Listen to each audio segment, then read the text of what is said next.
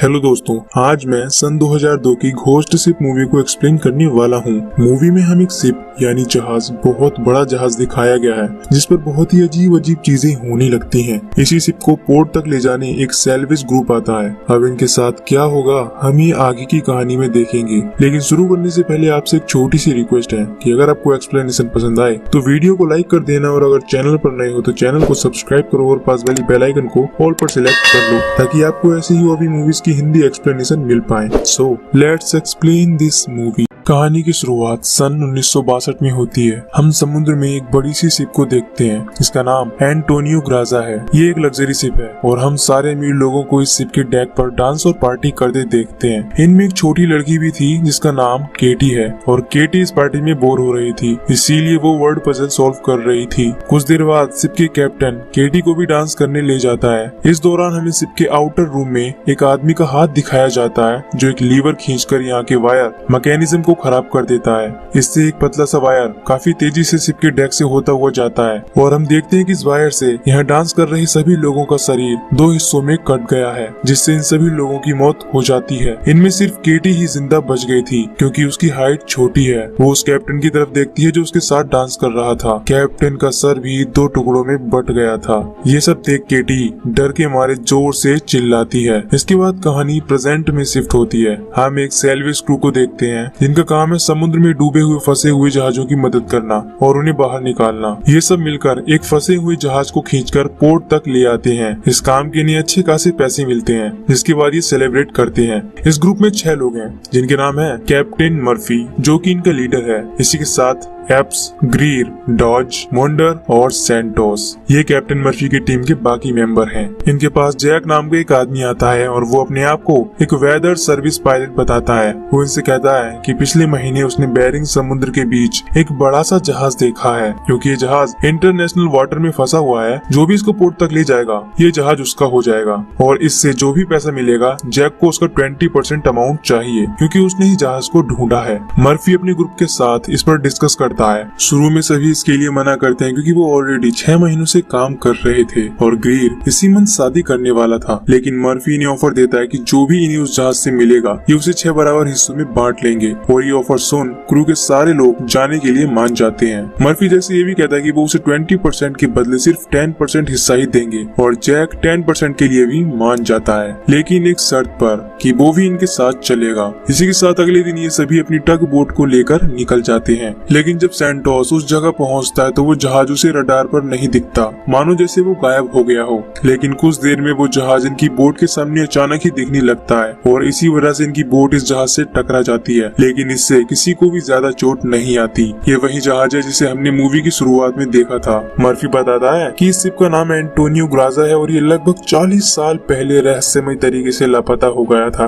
Greer और Jack टग boat पर ही रुकते हैं और बाकी लोग शिप को एक्सप्लोर करने चाहते हैं। यहाँ हम केटी के उसी वर्ड पजल को पड़ा हुआ देखते हैं जो अपने आप से वेलकम वर्ड बनाता है, जैसे कोई अनदेखी ताकत इनका यहाँ वेलकम कर रही हो। मर्फी कहता है कि वो लोग संभल के चलें क्योंकि जंग लगने के कारण फ्लोर्स कमजोर हो गए होंगे, और कुछ देर बाद ही फ्लोर टूटने से मोंडर नीचे गिरने लगता है, लेकिन एप उसे पकड़ लेती है। इसी दौरान उसे नीचे केटी खड़ी हुई दिखती है जो अगले ही पल गायब हो जाती है। इसके बाद मोंडर और एप को ऊपर खींच लिया जाता है। एप को लगता है शायद उसे कोई भ्रम हुआ होगा। कुछ देर बाद डॉज को यहाँ एक डिजिटल वॉच मिलती है जो काफी अजीब था, क्योंकि जिस समय ये शिप लापता हुई थी उस समय डिजिटल वॉचेस नहीं होती थी। मर्फी कहता है हो सकता है हमसे पहले भी इस शिप पर कोई आया हो और ये वॉच उसी की हो। मर्फी सभी से कहता है कि उन्हें कुछ देर के लिए सो जाना चाहिए और वो इस शिप को सुबह यहाँ से लेकर जाएंगे। इसके बाद सभी टग बोट में वापस आ जाते हैं। जैक मर्फी से पूछता है कि ये शिप यहाँ कैसे आई होगी, जिस पर मर्फी उसे एक दूसरी शिप मैरी सेलेस्टे की कहानी सुनाता है जो सिविल वार के दौरान समुद्र में उतरी थी, और उस शिप पर जितने भी लोग थे सब गायब हो गए थे, लेकिन वो शिप आज भी फुल स्पीड में अपने आप ही कहीं समुद्र में तैर रही है। ये सुनकर क्रू मर्फी की बात को मजाक में उड़ा देते हैं। जैक एप से पूछता है कि जब से तुम शिप से वापस आई हो बहुत शांत हो। इस पर एप बताती है कि उसने शिप के अंदर एक लड़की को देखा था। इस पर जैक इसे कहता है ऐसी जगहों पर ऐसे हेलुसिनेशन होते रहते हैं और ये आम बात है। अगली सुबह इन्हें पता चलता है कि इस शिप में एक बड़ा सा होल हो गया है और ये डूब रही है और इस वजह से ये शिप को टो करके नहीं ले जा पाएंगे। मर्फी कहता है कि हम 3 दिनों के अंदर इस शिप को फिक्स करेंगे और फिर इसे टो करके ले जाएंगे। इसके बाद सभी शिप जाकर अपने काम पर लग जाते हैं, जहाँ इनके साथ और भी रहस्यमयी घटनाएं होती हैं।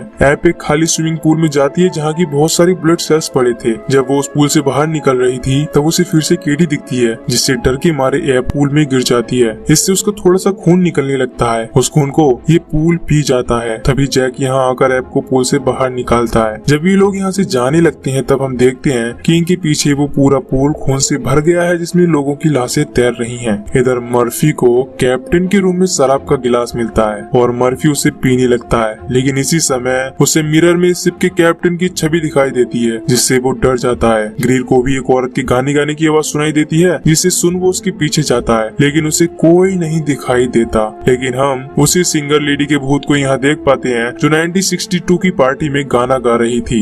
जैक और ऐप एक लॉन्ड्री रूम में जाते हैं जहाँ उन्हें कई सारी लाशें मिलती हैं जो शायद 1 महीने से ज्यादा पुरानी थी। ये दोनों तुरंत उस रूम से बाहर निकलते हैं और ऐप जैक से कहती है कि हम अब यहाँ 1 मिनट भी नहीं रुकेंगे। तभी उसकी नजर कुछ बॉक्सेस पर जाती है जिनमें खजाना भरा हुआ था। ऐप अपने बाकी साथियों को भी इस रूम में बुलाती है और यहाँ करीब 9 बक्से थे जो सोने से भरे हुए थे। इतना सारा सोना देख सभी बहुत खुश हो जाते हैं। कुछ देर बाद ग्रीर कहता है कि इस शिप में कुछ गड़बड़ है। उसने यहाँ किसी औरत की गाना गाने की आवाज सुनी और उसे एक जलती हुई सिगरेट भी मिली थी, लेकिन सभी लोग उसकी बात को हंसी में उड़ा देते हैं। इसके बाद मर्फी कहता है कि हम सबको ये सारा सोना अपनी बोट में लेकर यहाँ से निकल जाना चाहिए। अब उन्हें इस शिप को ले जाने की कोई जरूरत नहीं है, लेकिन इस शिप की शैतानी ताकत ऐसा नहीं चाहती थी कि ये यहाँ से जाए। हम देखते हैं कि टग बोट के गैस सिलेंडर से अपने आप गैस लीक होने लगती है। केटी फिर से अपीयर होकर ऐप को बोर्न करने की कोशिश करती है, लेकिन कोई दूसरी स्पिरिट यानी आत्मा उसे ले जाती है। अब जैसे ही सैंटोस इंजन स्टार्ट करता है, टग बोट में ब्लास्ट हो जाता है जिसमें सैंटोस मारा जाता है। मुंडर और ग्रीर भी घायल हो जाते हैं। अब ये सभी यहाँ फंस चुके हैं। सैंटोस की मौत का जिम्मेदार मर्फी खुद को मान रहा था, क्योंकि वो ही इन सबको यहाँ लेकर आया था। कुछ देर बाद ऐप कहती है कि उनके पास अब एक ही रास्ता है, शिप को ठीक करना और यहाँ से निकलना। लेकिन इन लोगों में लड़ाई हो जाती, जिससे ये सभी अलग अलग रूम में चले जाते हैं। मुंडर और डोज यहाँ के किचन में जाकर फूड यानी खाना ढूंढते हैं और उसे खाने लगते हैं, जो उन्हें काफी टेस्टी भी लग रहा था। लेकिन कुछ ही देर में उन्हें रियलाइज होता है कि वो दोनों कीड़े खा रहे हैं और ये जानकर वो उल्टी कर देते हैं। ये घोस्ट शिप इनके दिमाग के साथ खेल रहा था। मर्फी को भी शिप का कैप्टन दिखने लगता है, जो उसके साथ शराब पीना शुरू कर देता है। इसके बाद हम ये देखते हैं कि ऐप केटी को ढूंढते हुए उसके रूम में जा पहुंचती है। इधर ग्रीर भी नशे में होने के कारण हेलुसिनेट करता है और एक पार्टी में पहुंच जाता है, जहां उसके सामने वही सिंगर लेडी आती है जिसका नाम फ्रांसिस्का है, जो उसे सीड्यूस करने लगती है। ऐप को केटी के रूम में एक कंकाल लटका हुआ मिलता है जो केटी का ही था। केटी का घोस्ट भी ऐप के सामने आता है, जिसके बाद केटी ऐप को बताती है कि 1962 में वो अपने पेरेंट्स के पास न्यूयॉर्क जा रही थी, लेकिन अब यानी प्रेजेंट में वो तो मर चुके होंगे। इधर शिप के कैप्टन का भूत मर्फी को बताता है कि वो सोना उन्होंने एक दूसरी शिप लोरेलाई से चुराया था और उस पर सिर्फ एक ही सर्वाइवर था। कैप्टन मर्फी को उसकी फोटो देता है, जिसे देख मर्फी उसे पहचान लेता है और डर जाता है। इधर केटी ऐप को किसी के बारे में बताती है कि उसे कई सारी सोल्स यानी आत्माएं चाहिए। जब उसका कोटा भर जाएगा तब मेरी आत्मा इस शिप से आजाद हो जाएगी। लेकिन इससे पहले केटी और कुछ रिवील करे, एक घोस्ट शिप केटी को डराकर गायब कर देती है। केटी गायब होने से पहले ऐप को इस शिप से भाग जाने की सलाह भी देती है। इधर मर्फी अपने क्रू को कुछ बताना चाहता था, लेकिन उसे चारों तरफ बस जले हुए सैंटोस का भूत दिखने लगता है। इधर फ्रांसिस्का ग्रीर को सीड्यूस करते हुए एक बंद लिफ्ट के पास ले जाती है और जैसे ही वो उसे पकड़ने की कोशिश करता है तो वो कई फीट नीचे कुछ रोड्स पर गिर के मर जाता है। अब एप्स मर्फी को ढूंढ लेती है, लेकिन मर्फी को उसमें सैंटोस का भूत ही दिख रहा था। इसीलिए गुस्से में मर्फी एप्स को मारने की कोशिश करता है, लेकिन एप्स उससे किसी तरह बच जाती है। सभी को लगता है कि मर्फी पागल हो गया है, इसीलिए वो उसे एक चैम्बर में कैद कर देते हैं जब तक कि उसका नशा न उतर जाए। इसके बाद एप्स के कहने पर ये सभी इस शिप को रिपेयर करने लगते हैं।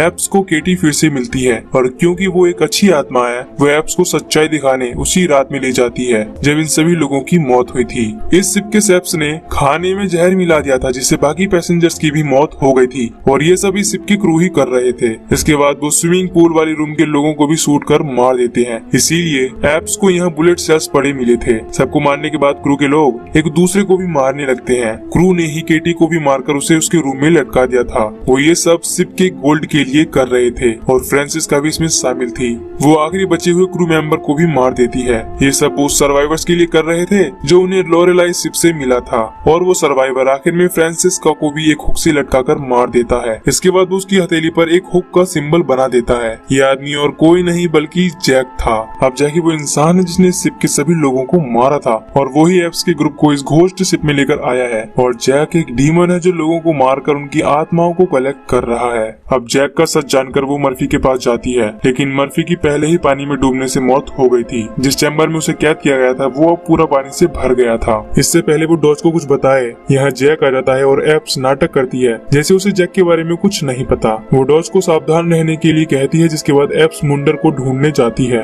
मुंडर इंजन रूम में था जो पानी से भर गया था, लेकिन अचानक ही इंजन ऑन हो जाता है, जिसके बाद गियर में आने से मुंडर की भी मौत हो जाती है। इधर जैक समझ जाता है कि उसकी सच्चाई ये लोग जान गए हैं और वो डॉज को मारने आगे बढ़ता है, लेकिन डॉज उसे ही शॉटगन से शूट कर देता है। इसके बाद डॉज एप्स के पास जाता है और उसे कहता है कि मैंने जैक को मार दिया है। इसके बाद एप्स कुछ एक्सप्लोसिव से पूरी शिप को ब्लास्ट करने वाली थी, लेकिन डॉज कहता है ऐसा करने से शिप के साथ गोल्ड भी डूब जाएगा। वो एप्स को गोल्ड का लालच देने की कोशिश करता है, लेकिन एप्स उसकी एक नहीं सुनती, जिसके बाद डॉज अपना असली चेहरा रिवील करता है। ये डॉज नहीं था बल्कि जैक था, जो किसी का भी रूप ले सकता है। जैक कहता है वो एक डीमन है जिसका काम है लोगों से पाप करवाकर उन्हें मार देना और उनकी सोल्स को कलेक्ट करके ले जाना। वो अपने सभी विक्टिम्स के हाथ पर एक निशान बनाता है जिससे वो उसकी कही बात माने, और इसीलिए इस शिप के घोस्ट तुम्हारे क्रू के लोगों को मार रहे हैं। वो इनके क्रू को यहाँ इसीलिए लाया था ताकि ये शिप को फिक्स करें और उसका कोटा भी पूरा हो जाए, लेकिन अगर ये शिप डिस्ट्रॉय हो गई तो सभी आत्माएं आजाद हो जाएंगी और वो ये नहीं चाहता। वो एप्स को एक मौका देता है कि वो उसे जिंदा जाने देगा अगर वो शिप को कुछ ना करे, लेकिन एप्स नहीं मानती तो जैक एप्स पर अटैक कर देता है, लेकिन किसी तरह एप्स एक स्पेयर गन से एक्सप्लोसिव के ट्रिगर को दबा देती है और शिप में ब्लास्ट हो जाता है, जिससे वो डूबने लगती है। केटी एप्स को शिप से निकलने में हेल्प करती है और एप्स शिप से निकलती हुई सभी सोर्स को देखती है जो फाइनली उस शिप की कैसे आजाद हो गई थी। केटी भी एप्स को थैंक यू बोल हेवन में चली जाती है। अब एप्स को एक दूसरी शिप के लोग देख लेते हैं, जिसके बाद उसे जमीन पर लाकर एम्बुलेंस में ले जाया जाता है। जाने से पहले एप्स जैक को देखती है जो अब एक दूसरी शिप को अपना शिकार बनाने वाला था। वो उस शिप में गोल्ड भी रखवा रहा था, जिसके लालच में वो लोगों से एक दूसरे का मर्डर करवाएगा। एप्स जैक की तरफ देख चिल्लाती है और ये फिल्म यहीं पर खत्म हो जाती है। तो दोस्तों, अगर आपको मूवी की एक्सप्लेनेशन पसंद आई हो तो वीडियो को लाइक करो और चैनल को सब्सक्राइब करो। बाकी मैं मिलूंगा आपसे न्यू वीडियो में। Till then take care, love you, bye bye.